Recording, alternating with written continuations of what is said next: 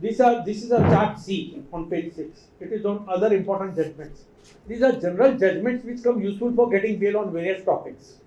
Like normally you find in check bouncing cases, cheating case to the FR होऊन जाते automatically.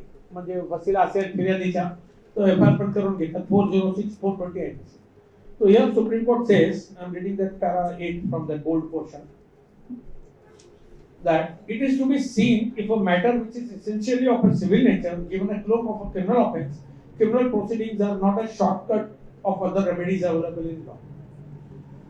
Before issuing process, a criminal court has to exercise a great deal of caution for accused. It is a serious matter. In this, the FR was quashed. So you have to use this judgment. Kutte cheating ani 138 असेल, you can use this judgment very easily.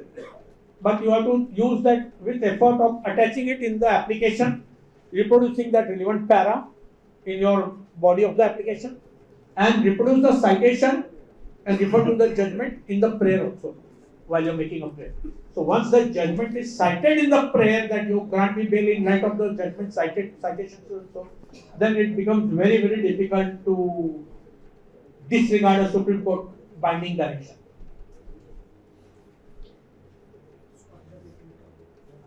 Then there was another famous judgment in serial number 19.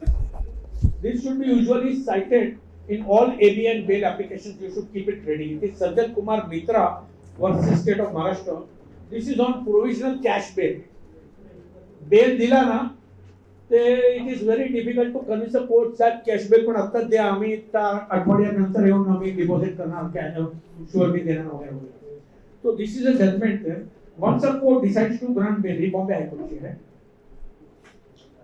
to grant bail to the accused, it should not impose such conditions which are impossible to perform. So High Court says when the intention of the court is to grant bail and set it to liberty, it implies that liberty should not be curtailed by imposing such conditions which I cannot perform today.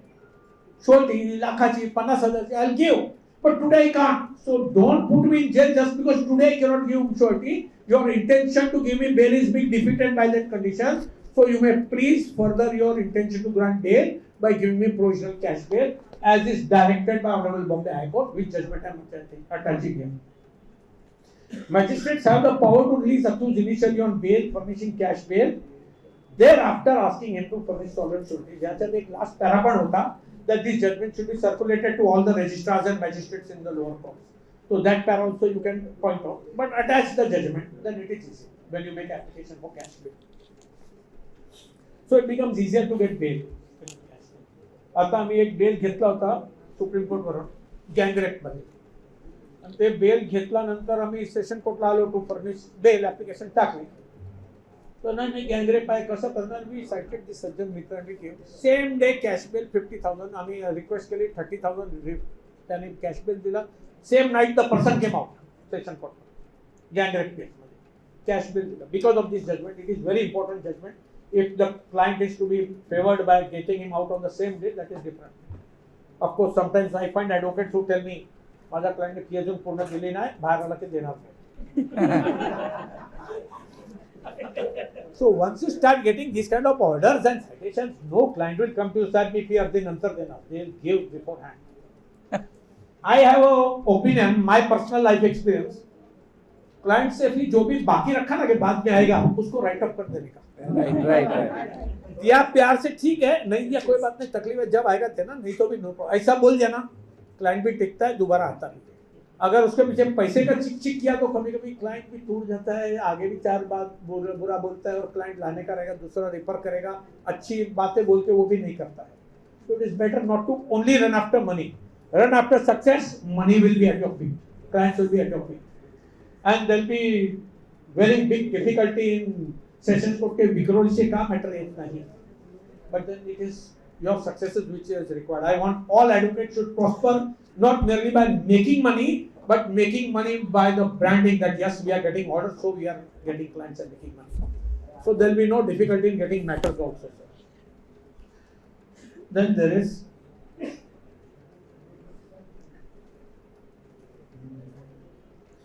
another serial number 20 which is on civil versus criminal. Important judgment आहे, where creditors and lenders were there. 79 crores होता काहीतरी amount involve. आणखी त्याच्यात पण civil dispute असेल the criminal matter should not be allowed to continue. That is the contention of the judgment, and it should be discouraged. So whenever you are going for bail also, if you cite this judgment and there is a civil suit pending apart from forgery cheating, then this will be helpful. If there is a 138 pending along with that criminal case, so this will be very helpful. So then similarly,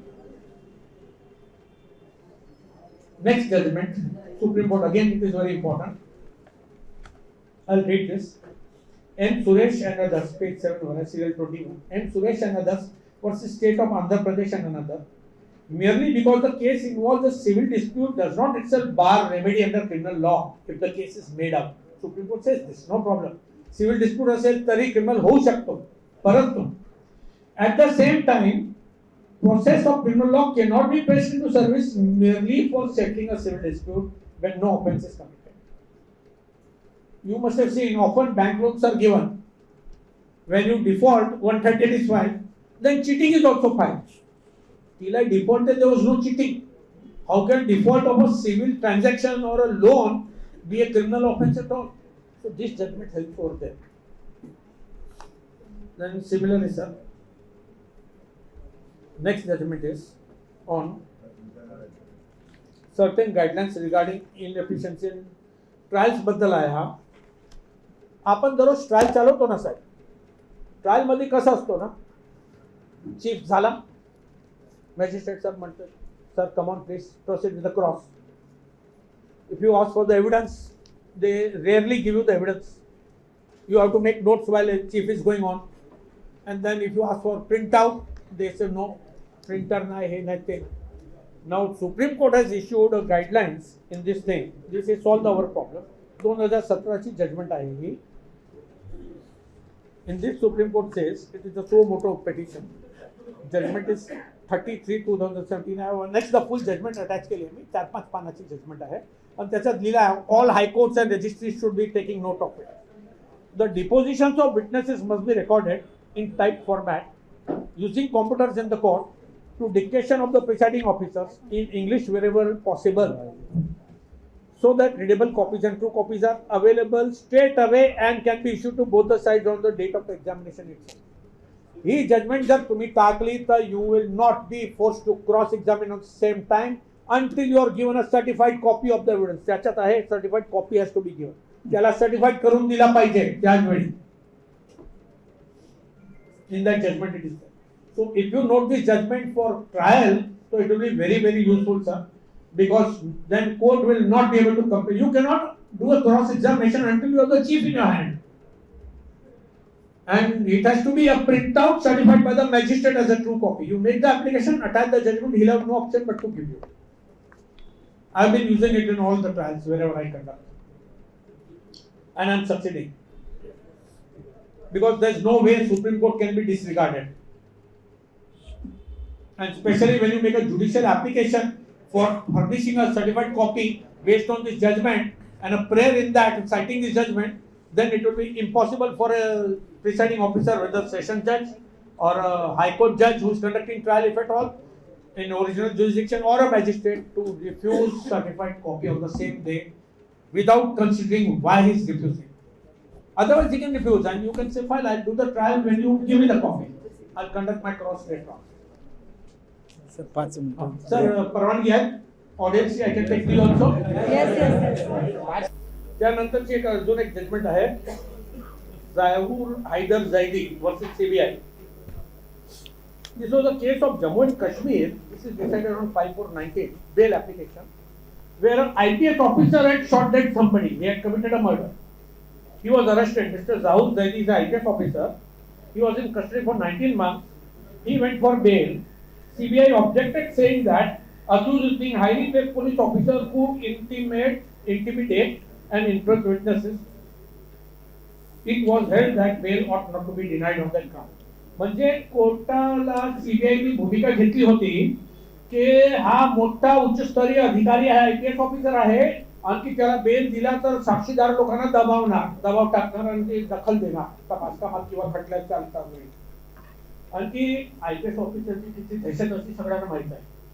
आपण कधी कधी police स्टेशनला भांडायला जातो, आपण घाबरतो. तर ते IPS ऑफिसरला बेल देऊ नका, तरी ते that is not the ground, म्हणजे ही भूमिका योग्य नाही बेल रिजेक्ट करण्यासाठी, असा ऑर्डर सुप्रीम कोर्टने पास केला आहे. म्हणजे जिथे जिथे कोर्ट म्हणतायत ना that bail cannot be granted because he will threaten witnesses किंवा विटनेसची दखलअंदाज करणार किंवा धमकवणार, तर ही जजमेंट तुम्ही वापरली ना, तर एक IPS ऑफिसर धमकू शकत नाही, कोर्टाचं मत आहे.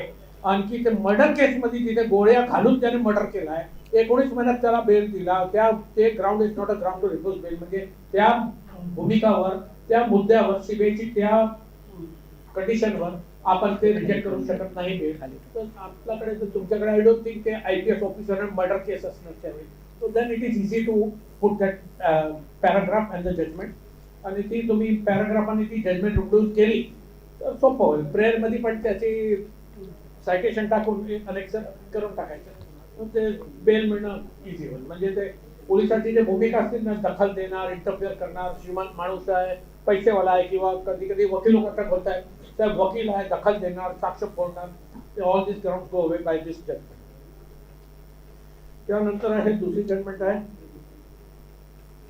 ती, तर ह्याच्यात काय होता ना, ABA होता, त्याच्यात हायकोर्टने सांगितलं होतं की त्याची चिटिंग फॉर्जरी 41 लाख जी आहे त्याला 41 लाख जमा करायला सांगा आणि मी बेल ABA देतो.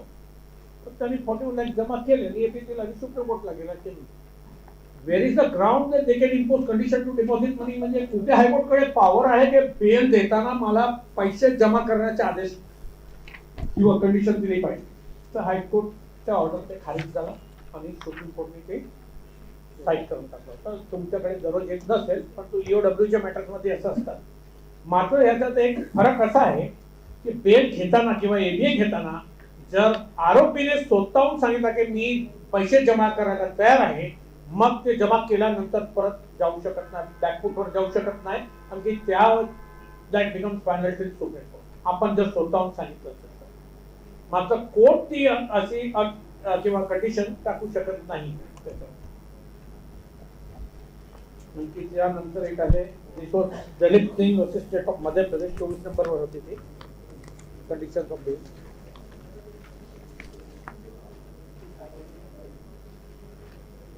त्यानंतर आहे दुसरी Siddharth versus state of UP, 25 नंबरवर आहे. मी जे पॅराग्राफ रिलिव्हंट वाचून घेणार पण मराठीत पण त्याचा उल्लेख करणार. मॅडम साहेबांनी सांगितलं मला की थोडा हिंदी मराठीचा वापर केला तरी इट विल बी बेटर, म्हणजे चांगलं होईल. पण माझी थोडीशी मराठी नाजूक आहे, त्यामुळे तुम्ही मला क्षमा करणार. चांगली मराठी आहे. ह्याच्यात असं होतं की कोर्टाने चार्जशीट घ्यायला नकार दिला होता, ते आरोपी तुम्ही आणला नाही सोबत म्हणून आम्ही घेणार नाही. तर त्यावेळी सुप्रीम कोर्टने काय म्हटलंय, पॅरा 8 मी वाचतो.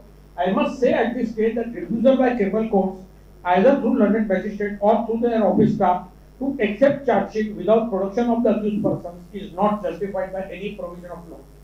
कधी कधी पोलीसच्या IOच्या कोर्ट कारकून कडून पण ते घेत नाही स्टाफ, नाही आरोपी आणणार तरच आम्ही नंबरिंग करणार चार्जशीटला, ते घेतात. So that is not permitted. म्हणजे ते कुठल्याही कायद्याच्या परिधानमध्ये कुठेही नाही की रिफ्यूज करू शकतात मॅजिस्ट्रेट किंवा ट्रायल कोर्ट कुठल्याही. Therefore, it should be impressed upon all the courts that they should accept the charge sheet whenever it is produced by the police with any endorsement to be made on the charge sheet by the staff or the magistrate pertaining to any omission requirement in the charge sheet. म्हणजे कधी कधी काय असतात ना, मॅजिस्ट्रेटला chargesheet tender करताना किंवा जमा करताना पोलीस काय काय कॉलम विसरून जातात की बाबा मुद्देमाल बद्दल उल्लेख नाही किंवा हा नाही ते नाही, ते तुम्ही कम्प्लीट फिलअप करून आणा मग आम्ही घेणार असं ऑब्जेक्शन काढतात कोण कोर्टाचा स्टाफ किंवा मॅजिस्ट्रेट साहेब सुद्धा इन्स्ट्रक्शन देऊन ठेवतात की असं ऍक्सेप्ट करू नका इनकम्प्लीट चार्जशीट. तर is no provision in law to reduce that chargesheet also. असं काही नुक्स असेल किंवा बाकी असेल लुपोल असेल तर ते बाकीची माहिती मॅजिस्ट्रेटला नंतर पोलीस सादर करू शकतात. चार्जशीट नकारण्याचा कुठेही अधिकार नाही मॅजिस्ट्रेटला. हे म्हणजे कोर्ट कारकून लोकांना आणि अक्यूजच्या ऍडव्होकेटला पण कम्फर्टेबल होईल व्हायला हरकत कुठे रिफ्यूज केली तर. So there is no such reason. Likewise, the police authorities also should impress on all the police officers that if charge sheet is not accepted for any such reason, then attention of the session judge should be drawn to the facts and get suitable orders so that such difficulties would not arise. म्हणजे जे काय fact असेल त्यांना खुलासा पाहिजे असेल तर ते त्याच्या समोर आणा आणि त्याच्या निर्देशक आणा आणि ते मार्क काढून घेतला पाहिजे पोलिसांनी. All Allahabad High Court question surrounding non-bailable bond. On that attention has been drawn. Praveen Kumar Singh versus State of UP at 26 number ची. त्याच्यात चार्जशीट आणि वॉरंट दोन्ही क्वेश्चन झालाय. The issuance of non-bailable warrant involves interference with personal liberty. Arrest and imprisonment means deprivation of the most precious right of the individual. ही भूमिका जे आहेत हा जे मत आहे सुप्रीम कोर्टचा वारंवार म्हणते सुप्रीम कोर्ट व्हेरियस जजमेंट मध्ये म्हणजे भरपूर जे जजमेंट म्हटलेलं आहे. गुरबख्श सिंग सिबिया, संजय चंद्रा, आणखी हा सुद्धा आहे ते जोगिंदर सिंग होता अगोदर, आणखी ही जजमेंट पण आहे. Arrest and imprisonment means deprivation of precious right of an individual. म्हणजे आर्टिकल 21 जे आहे it is not merely a article for purpose of talking on speeches and lectures. Personal liberty is a very precious thing. Personal liberty म्हणजे जे स्वतःची आझादी आहे ते फार महत्वाचा अधिकार आहे. It's a very important right of everybody आणि त्याच्यावर कोणी टॅम्पल करू शकत नाही. कोणीतरी त्याच्यावर आमचे अधिकार इग्नोर करून कस्टडीमध्ये पोलिसांनी घेतला पाहिजे किंवा कस्टडी दिली पाहिजे असं कोणी केलं नाही पाहिजे. दिस इज रिप्रोड्यूस्ड हिअर. आणखी मी परत ते वाचतो. Therefore, the courts have to be very careful before issuing non-bailable warrants. The court must very carefully examine whether the criminal complaint or FIR has not been filed with oblique motive. म्हणजे NBW issue करण्याच्या अगोदर कोर्टाने FIR चे अवलोकन केला पाहिजे आणि ते अवलोकन करून त्यांनी निष्कर्ष काढला पाहिजे की FIR त्यांनी काय सूडबुद्धीने किंवा कोणाची वैमनस्यावरून त्यांनी तर नाही फाईल केली आहे ते बघून त्याचा निष्कर्ष काढून ते एनबीडब्ल्यूच्या आदेशामध्ये उल्लेख केला पाहिजे. Once he sees that it is not out of oblique intention किंवा सूडबुद्धीने नाही केलाय तर एनबीडब्ल्यू फक्त करू शकत नाही. त्याचा उल्लेख पण पाहिजे, रिझल्ट ऑर्डर पाहिजे. Similarly, Supreme Court म्हणतात strictly in accordance with law in the light of dictum of Honorable Apex Court rendered in Satinder Kumar Antil versus CBI. Petitioners were so केसचे डिटेल्स वाचत नाही. त्याच्यात उल्लेख केला आहे पुढे बोल्ड मध्ये आहे. Wherein the guideline was formulated that if any accused person has not been arrested during the investigation and has cooperated with the investigation, there is no need to arrest him after filing of charge sheet. म्हणजे कुठलाही आरोपी यांनी जर तपास कामात पोलिसांकडे statement साठी केला आहे, त्याची स्टेटमेंट रेकॉर्ड केली आहे, काही पोलिसांनी तपाससाठी बोलवलं, त्यांनी सहकार्य केलं आहे आणि चार्जशीट फाईल केली आणि चार्जशीटच्या वेळी पोलीस अटक करायला मागतील त्याला तर अटक करायची गरज नाही.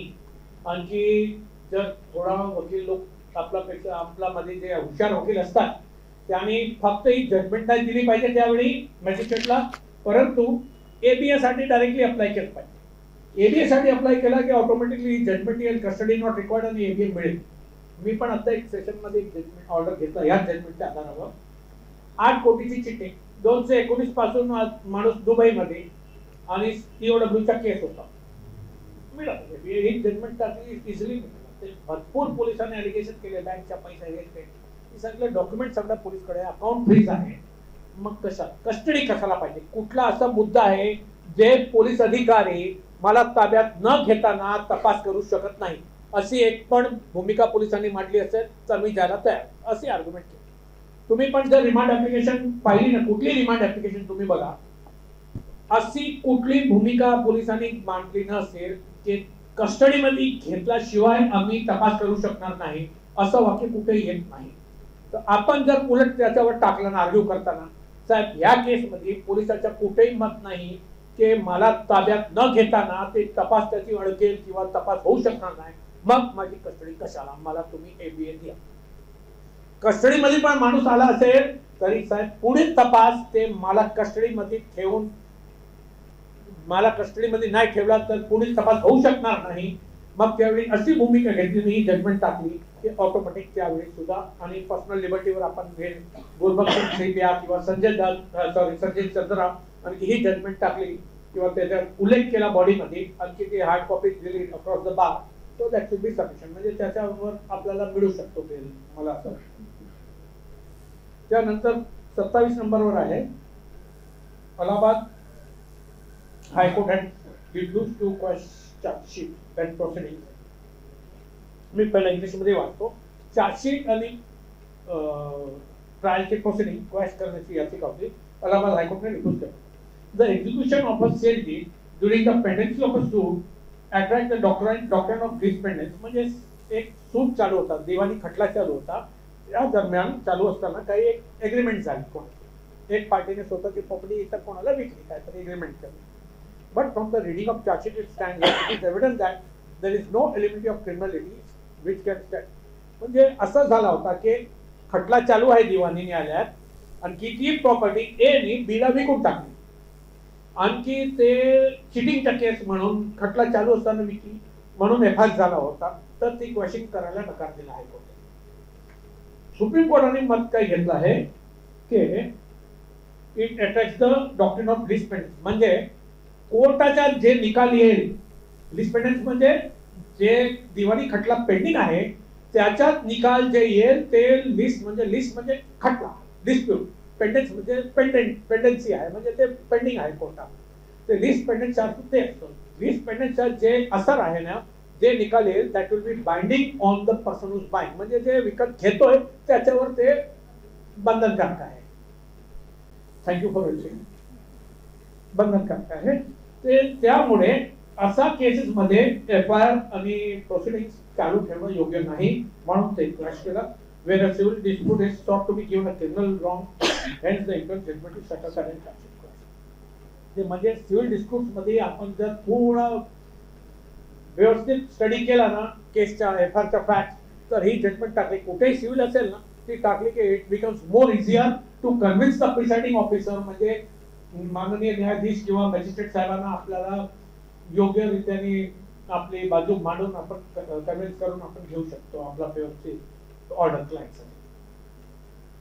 त्यानंतर आहे जगजीत सिंग वर्सेस आशिष मिश्रा, लक्ष्मीपूर खेरी केस. केंद्रीय मंत्री साहेब त्याचा मुलगा ते का ट्रॅक्टर चढून घेतला होता ना, सारोत मिळलं होतं, त्याच्यात भरपूर दिवस तो आतमध्ये राहिला.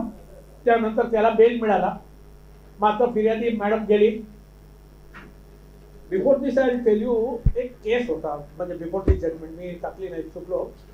एक केस होता बॉम्बेमध्ये. आपला एक फेमस वकील आहे, आमच्या माझं चांगला मित्र पण आहे, त्याचं नाव आहे रिजवान मर्चंट साहेब. क्रिमिनलचा चांगला वकील आहे, मोठा वकील.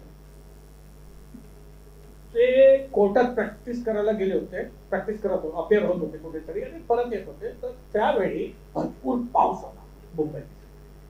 आणखी त्यावेळी ते राहत असताना इमारत, बंगलो प्लस बिल्डिंग होती मोठी, काही ग्राउंड फ्लोर मध्ये काहीतरी शोरूम होता, बेसमेंट मध्ये फर्निचर वगैरे असं काय, आणि ती कम्प्लीट बिल्डिंग कोसळली. त्याची बायको, त्याच्या 17-18 वर्षाच्या मुलगा ते अडकले होते. 7-8 पर्यंत वाहतूक फोन येत होता, आम्ही अडकलोय, सेव्ह करा. ते बुलडोजर आणले, सगळं आणले, ते काय वाचलं नाही. शेवटात रात्री मध्यरात्री नंतर दुसऱ्या दिवशी त्याची बॉडी सापडली. 7-8 तास ते फोन येत होता त्याला, ते काढूच शकले नाही, एवढा मोठा मलबाज झाला.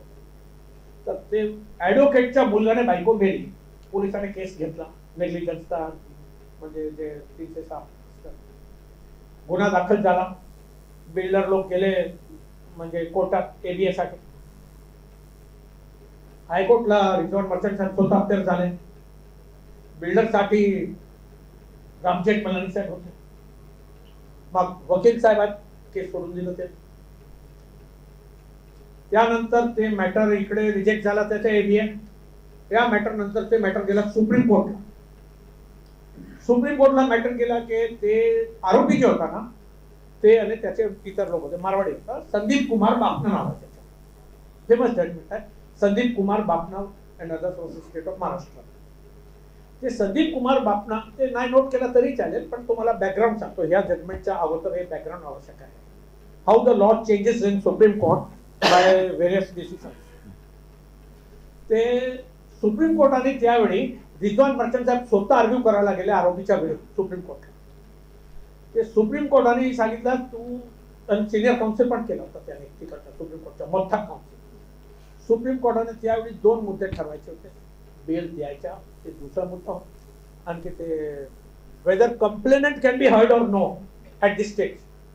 कंप्लेंटचा काय रोल आहे, only to assist the prosecution, not to be heard at all. तर ती भूमिका होती. आता सुद्धा भरत मॅजिस्ट्रेट आणि सेशन जजला ते माहित नाही आणि या जजमेंटच्या आधारावर चालत आहे. साहेब तुम्ही फिर्यादीचे आहे ना, असिस्ट द प्रोसिक्युटर, काय असेल त्यांना लिहून द्या, प्रोसिक्युटर सही करेल, मी बघतो. You can't even argue orally, काय तुम्ही बोलू शकत नाही. असे प्रॉब्लेम्स येतात, मला पण येत होते, पण आता बाजी चेंज झाली, आता पाळी चेंज झाली आहे. तर ते संदीप कुमार बापनाच्या जजमेंट नंतर तर सगळे कोर्ट म्हणजे काही you have to only assist prosecutor, you cannot be heard. CrPC मध्ये एक सेक्शन आहे की complainant can appoint private prosecutor and conduct, 302 CrPC मध्ये आहे. मात्र ही जजमेंट वेगळी झाली. आता या जजमेंट मध्ये असा आला ते बेल हायकोर्टने दिला त्याला. आशिष मिश्रा मंत्री साहेबाचा मुलगा होता ज्याने ट्रॅक्टर चालवला, ते प्रोटेस्टर होते काय लोक विरोध करत होते, मोर्चा आणला होता. तर फिर्यादी गेली होती, त्याची ऐकली नाही. सुप्रीम कोर्ट मध्ये गेली, पोलीस त्याची, सरकार त्याची, प्रोसिक्युशन त्याचा, फिर्यादीची ऐकणार पण नाही. न ऐकल्याशिवाय ऑर्डर दिला तर sir is it fair? Supreme कोर्टने त्याला ऐकलं व्यवस्थित आणि नवीन गाईडलाईन्स रिव्हर्स करून टाकला संदीप बापनाची जजमेंट. ते आता काय म्हणतात supreme court, let me read out. त्याची ती जजमेंट आम्ही टाकली आहे, फुल आहे ना जजमेंट, ती फुल जजमेंट टाकली आहे.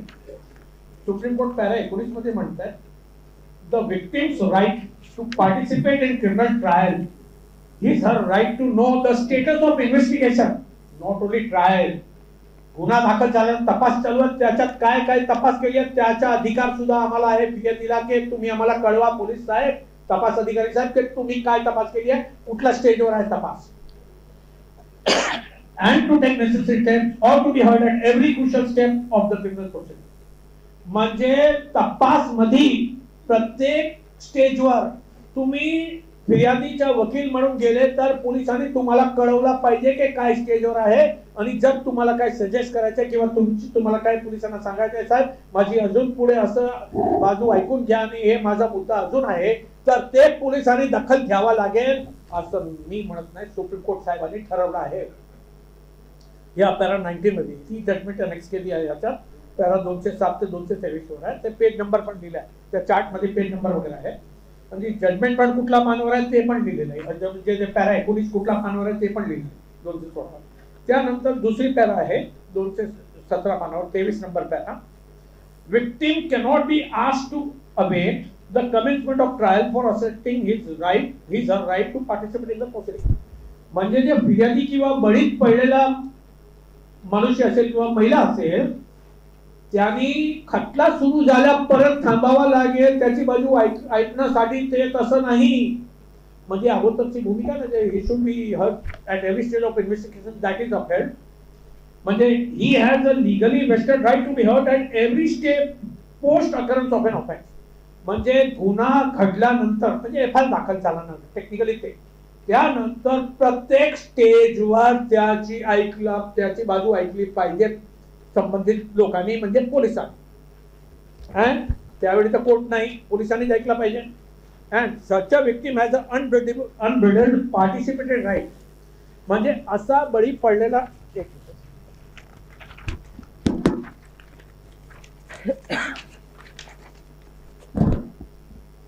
unbridled right from the stage of investigation till the culmination of proceedings in an appeal or revision.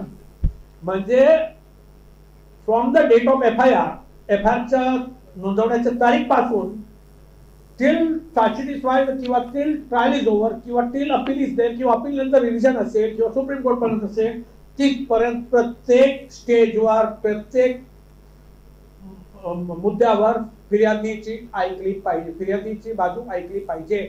जिथे ती प्रोसिडिंग पेंडिंग असेल, तपासा स्टेजवर असेल किंवा अपीलवर असेल किंवा चार्जशीटवर असेल किंवा चार्जेस फ्रेमिंगवर असेल. कधी कधी काय ना, आता समजा एक पॉक्सोचा केस आहे, ब्रॉथेलवर रेड केला, 5 मुली अल्पवयीन मिळाली, 10 महिला रेस्क्यू झाली.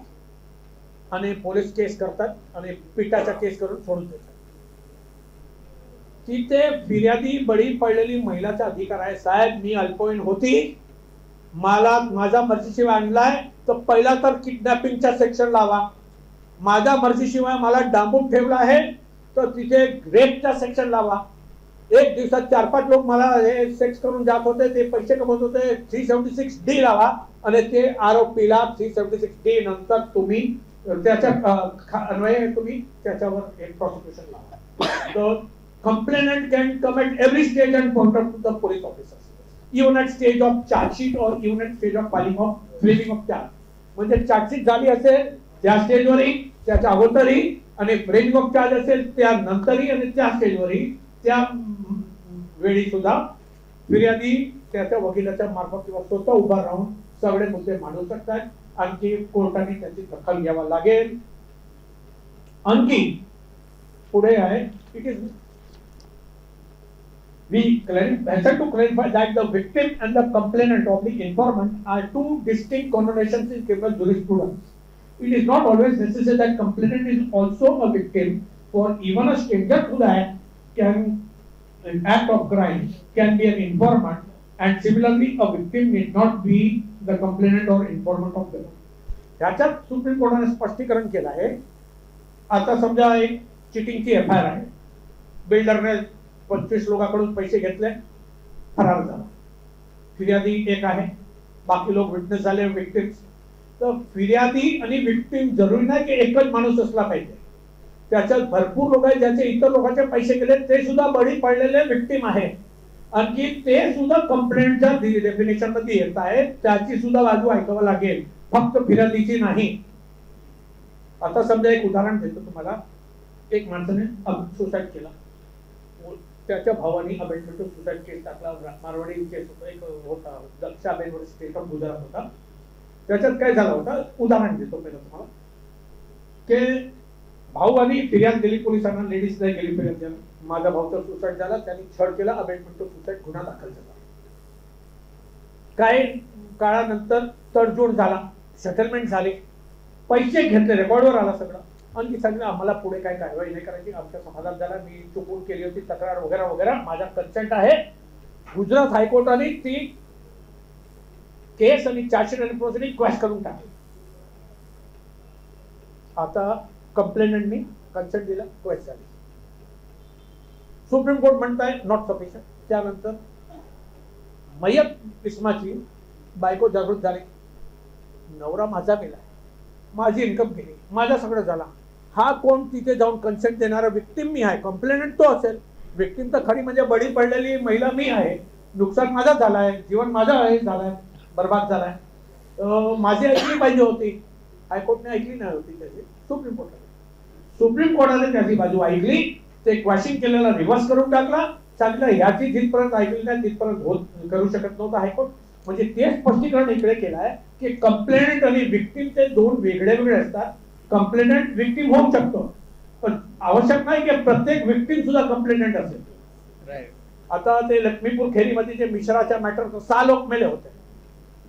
आता कसबने इकडे मुंबईमध्ये फायरिंग केले, भरपूर 100 पेक्षा जास्त लोक मेले.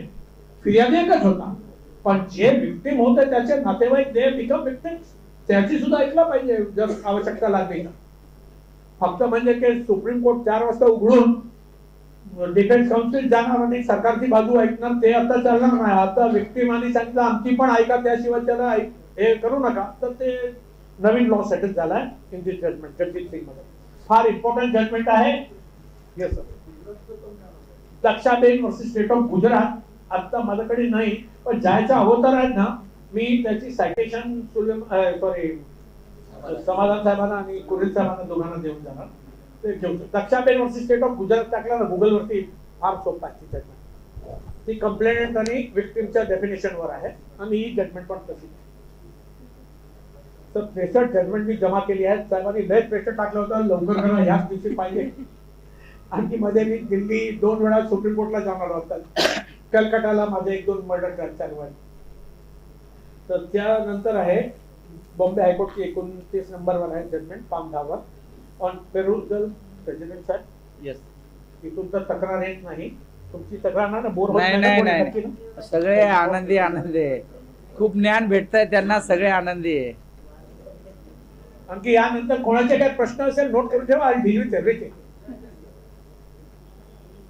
बॉम्बे हायकोर्टची आहे दुसरी, वाघजी अभय कुमार कासलीवाल तसेच स्टेट ऑफ महाराष्ट्र. ही 2022 ची जजमेंट आहे.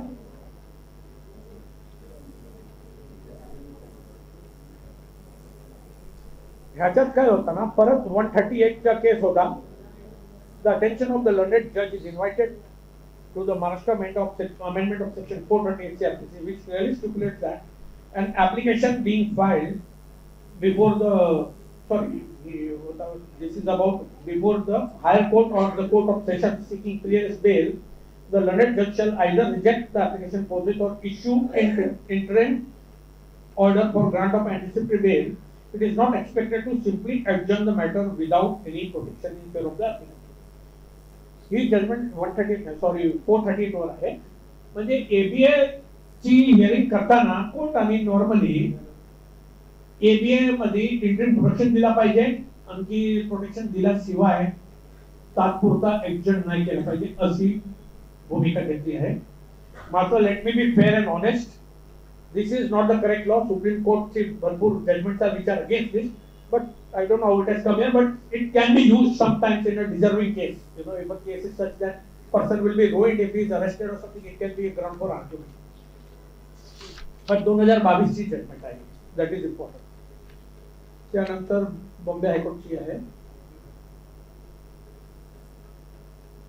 रमेश मुदलियर कराले वर्सेस स्टेट ऑफ महाराष्ट्र आहे. 30 नंबरची judgment. High court question FIR in chargesheet. We are conscious that merely because the case involves a civil dispute does not by itself bar the remedy under civil law if a case is made out. हे अगोदरची judgement ते reproduce केली आहे. बॉम्बे हायकोर्टने मी वाचली होती, ती judgement reproduce केली आहे. It was M Suresh and अदर्सची जजमेंट होती, अगोदर वाचली आहे. At the same time, the process of criminal law cannot be pressed into service merely for settling civil dispute when no offense is committed. Law on the point is well settled in series of judgments by this court, including several judgments are Hridaya Ranjan Prasad Verma versus State of Bihar, Anil Mahajan versus Bhor Industries. ते सगळे judgement तुम्ही वाचत नाही, आहे तिथे लिहिलेले. जिथे civil dispute तुम्हाला दिसत असेल पेंडिंग आहे, आणखी क्रिमिनल केस केलेला आहे, तर it will be a very good judgment for anticipatory bail and bail both. दोघांसाठी म्हणजे अँटिसिपेटरी बेल आणि बेल साठी दोघांमध्ये तुम्हाला काम मिळेल. सेम जजमेंट कंटिन्यूड आहे. त्यानंतर दुसरी 31 नंबर सिरियल नंबर वर आहे. The evidence of witness has to be recorded in the language of the court. हा नई मेंबर 2017 ची जजमेंट आहे. The evidence of the witness has to be recorded in the language of the court or in the language of witness as may be practicable, and then get it translated in the language of the court for forming part of the record. मी थांबतो एक minute. असं आहे, कोर्टाचं काय म्हणणं आहे की साक्ष जे माणूस देतोय शक्य असेल तेवढा ते त्याच्या भाषेत रेकॉर्ड करा. आता समजा तुम्ही विटनेस आणला कोर्टात, त्याच्यात त्याला तामिळ येतं, मराठी येत नाही, त्याला हिंदी येत नाही, इंग्लिश अजिबात येत नाही. कोणी समजा विटनेस आहे, माझ्याकडे एक होतं तसं. आणखी ट्रायल मध्ये ते कोर्टात आले तर त्यांनी सांगितलं सब मेरे को आता नहीं, हिंदी इंग्लिश मराठी कुछ भी नहीं आता है. तर सेशन कोर्ट आम्ही गेलो, कोर्टात आम्हाला जे आहे आमची अशी अर्ज आहे की ट्रायल मध्ये त्याला इंटरप्रेटर अपॉइंट करा कोर्टाने, तामिळ इंटरप्रेटर टू इंग्लिश आणि मग किंवा हिंदी आणि मग त्याचा रेकॉर्ड करायचा. तर कोर्टाने रिजेक्ट केलं. आमचा एक चांगला मित्र बंधू होता, ॲडव्होकेट महेश पाटील, आता नाही राहिला. ते दिलदोशीचा फेमस ॲडव्होकेट होता, तरुण मुलगा होता. अटॅक झाला त्याला, 4 वाजता परत काम करत होता. पण ते रिजेक्ट झाला. आम्ही हायकोर्टला गेलो, साधना जाधव ऍक्सेप्ट केलं. ही भूमिका ह्या ऑर्डर मध्ये आहे, तशीच आहे की जर कुठला विटनेसला कोर्टाची भाषा येत नसेल किंवा इतर भाषा येत नसेल, इंटरप्रेटर अपॉइंट करा आणि त्याच भाषेत रेकॉर्ड करा एव्हिडन्स, नंतर तुम्ही ट्रान्सलेट करा. म्हणजे तुम्हाला काय तामिळ मध्ये बोलते ते आणि डायरेक्टली इंग्लिश मध्ये तुम्ही रेकॉर्ड करतात आणि जर विटनेसनी किंवा त्याच्या वकिलाने त्याच्या वतीने अर्ज केले की नाही तामिळ इंटरप्रेटर आणा, तर आणावा लागेल. त्याच्यात मार्ग नाही. ज्युडिशियल ऑर्डर पास करावा लागेल. ते रिजेक्ट का करतायत? कारण की हा जर जजमेंट ही जजमेंट तुम्ही जर वापरली तर तुम्हाला त्याच्यात न्याय मिळू शकतो क्लायंटसाठी. म्हणजे व्यवस्थित पुरावा रेकॉर्डवर येऊ शकतो. जे विटनेस त्याच्या भाषेत खरं म्हणजे सांगत होते. माझ्या केसमध्ये काय झालं होतं दिंदोशीमध्ये मी सांगतो. जज साहेबांनी बोला इसको हिंदी नहीं आता है. बोला नो मॅडम नाही येत नाही. अच्छा ठीक आहे ओके बसा तुम्ही मी चेक करते. कुठे आहे क्लायंट? सगळं बसले विटनेस मध्ये. नाव पुकारला त्याच्या उभी राहिली. इधर आओ आ गया. आली आली. तुमको हिंदी नहीं आता है? No madam. मिस्टर वकील साहेब मी त्याला सांगितलं आगे आहो. ती इकडे आली. मी त्याला हिंदी नाही आता ते नाही म्हणते. तुम्ही कसं म्हणता हिंदी येत नाही? I was shocked. मी सांगितलं मॅडम आता तुमच्याकडे कुठला एक ब्रिटिशर आला ना त्यालाही असं सांगितलं ना आगे आओ तो पण येईल किंवा एक दोन शब्द येत असणार तिला. हिंदी नाही आता कोणी विचारला असेल तर येत असेल शब्द. पण त्याचा हे अर्थ नाही काय लिगल डिपोजिशन जे आहे जे लिगल भाषेमध्ये खरोखर हे सांगायचं ते कम्प्लीट त्याला तेवढी हिंदी येतात. आणि ते दोन वाक्यावरून तुम्ही ठरवू शकत नाही. नाही ऑर्डरमध्ये त्यांनी घेतला. मी त्याला बोलवला. त्याला विचारला. त्यांनी उत्तर दिला 2 प्रश्नाच्या. त्याला हिंदी येतं. That was set aside by Sadhana Jadhav madam later in high court. ते पण फार गरीब बाई होती. त्याच्या नवऱ्याने जाळून टाकला होता. ते वाचली नसेल. ते केस होतं तसं फ्री केस होतं. पण ते भूमिका या जजमेंट मध्ये आहे. You can use this for interpreters तुम्हाला पाहिजे तसं. पण मी फास्ट ट्रॅक करतो. बोर नाही झाले पाहिजे आमचे वकील बंधू. High court of Bombay is citation from US person interview fees in custody. ही जजमेंट आहे 32 नंबरची फार महत्वाची आहे. ही जजमेंट आम्ही वापरली होती. डॉक्टर गुणरत्न सदावर्ते फेमस झाले टीव्हीमध्ये आता. चांगले वकील मित्र आहे माझे. त्याचे सगळे बार काउन्सिलचे त्याच्यावर भरपूर केसेस थोपले बार काउन्सिलने. मला पण काही मेंबर्स म्हणतात जरा सावध राहा तुम्ही त्याचे केसेस लढतात काही फरक पडत नाही. माझा कोर्ट माझ्या डिग्रीने सगळ्यात पुढे मिळाला. तिथे खटला चालू आहे. ते काय घाबरायचं त्याच्यात. तर त्याचे बार काउन्सिलचे केसेस मी लढतो. त्याच्यावर 5-7 खटले टाकले होते पोलिसांनी क्रिमिनल केसेस. एका केसमध्ये अटक झाली होती मुंबईमध्ये. आणखी मग फेरी सुरू झाली. आता सातारा त्यानंतर कोल्हापूर सोलापूर सगळं लाईन चालू करायची. मग माझ्याकडे आलं तुम्ही सांगितलं साहेब मी आमतो बॉम्बे आहे. पण मी मार्ग मी त्यांना सांगितलं की तुम्ही एक केसमध्ये अटक आहोत ना इतर केसेस मध्ये नाही ना तिथे तुम्ही एबीए टाकू शकतात आणि एबीए घेऊ शकतात while you're in custody in first case. म्हणजे जर एका आरोपीवर 4-5 केसेस आहे एकामध्ये अटक झालाय तो चिटिंग फॉर्जेची आहे तर इतरांमध्ये ग्राउंड तुमचे व्यवस्थित असेल एबीए टाका आणि देयर इज नो बार. अशी भूमिका बॉम्बे हायकोर्टाने घेतली आहे आणि ही जजमेंट त्या केसेस मध्ये काम आली होती. तुम्ही सुद्धा वापरू शकता. कुठे एक आरोपीवर एक किंवा एक पेक्षा जास्त खटला असेल क्रिमिनल केस आणि एकच केस मध्ये अटक झाला अजून बाकी दुसऱ्या केस मध्ये अटक होणार. नॉर्मली पोलीस काय करतात ना एका केस मध्ये तुम्हाला अटक करून ठेवते क्लायंटला आणखी तिथे रिमांड संपायला आला की 1 दिवस अगोदर दुसरा केस मध्ये टाकतात. हो ते फार हुशार आहे पोलीस. म्हणजे काय मुंबई पोलीस फेमस आहे साहेब all over India world.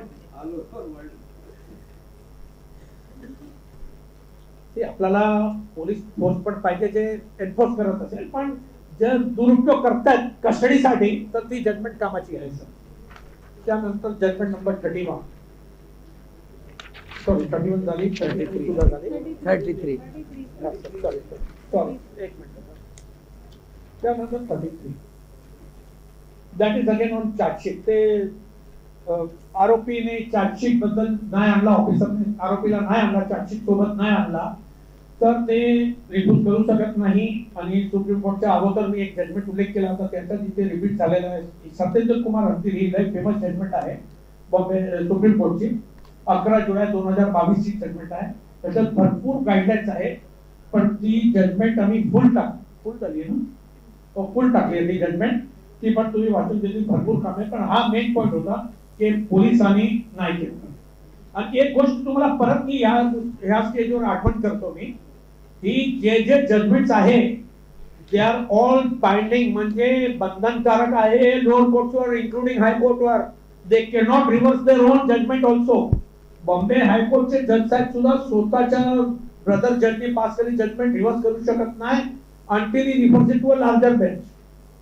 Division बेंचची काय जजमेंट असेल किंवा सिंगल बेंचची तर they have to same law point असेल they have to refer it to a larger bench. Usually that is the convention. आणखी लोअर कोर्टला अजिबात रिफ्यूज करू शकत नाही.